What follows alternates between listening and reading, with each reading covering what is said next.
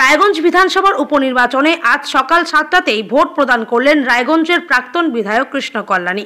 Vote দেওয়ার পর তিনি সাংবাদিকদের প্রশ্নের উত্তরে বলেন যে যদিও 2021 সালে তিনি বিধায়ক হওয়ার পরে কোনো নির্বাচনেই তেমন কোনো অপ্রীতিকর ঘটনা ঘটেনি, কিন্তু তিনি আশঙ্কা প্রকাশ করছেন যে কিছু বহিরাগত নেতৃত্ব এখানে অশান্তি করার চেষ্টা করছেন। এবার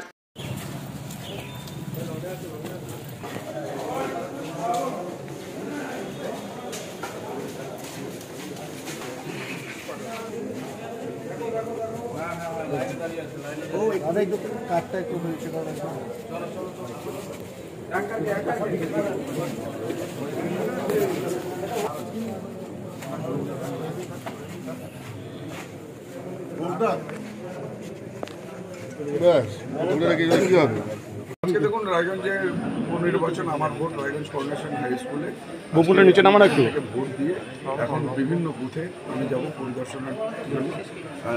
এখন পর্যন্ত যেটা মানে সব জায়গায় ভোট কম বেশি চালু হয়ে গেছে। আমাদের এখানে আমাদের বুথে একটু দেরি করে চালু হয়েছে 10 মিনিট। এখন পর্যন্ত কোনো অপ্রীতিকর কোনো ঘটনা শুনিনি। এখন পর্যন্ত শান্তি শৃঙ্খলতা বজায় রয়েছে। বর্তমানটা নামা একটু কোনো রকম ওই ধরনের যদি হয় তাহলে আপনাদের সম্মুখে আসবো আর জনগণের উদ্দেশ্যে অবশ্যই। আশঙ্কা করছেন কোনো ঝামেলা হতে পারে?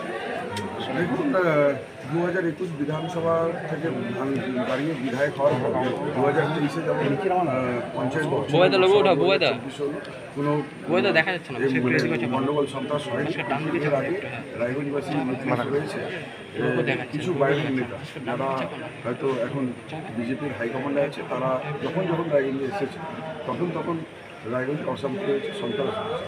শুধু আমি রায়গঞ্জে এসে আমাদের থেকে একটু সজাগ থাকবেন, সচেতন। দাদা, আপনার কাছে বড় চ্যালেঞ্জ, লোকসভা ভোটে হেরেছেন দাদা, একদম পরিষ্কার। এই বিধানসভা ভোটে আপনি কি মনে হচ্ছে? দেখুন, গণতন্ত্রের উৎসবের মতো জনাদেশ জনগণই শেষ কথা। তাহলে জনদেশ এটা 13 তারিখ অবধি অপেক্ষা করতে হবে।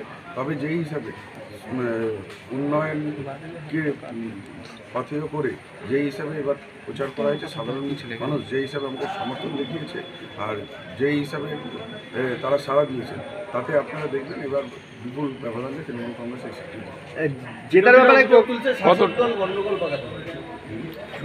কাজ আছে। উপযুক্ত হলে তারা কতটা আশাবাদী দাদা?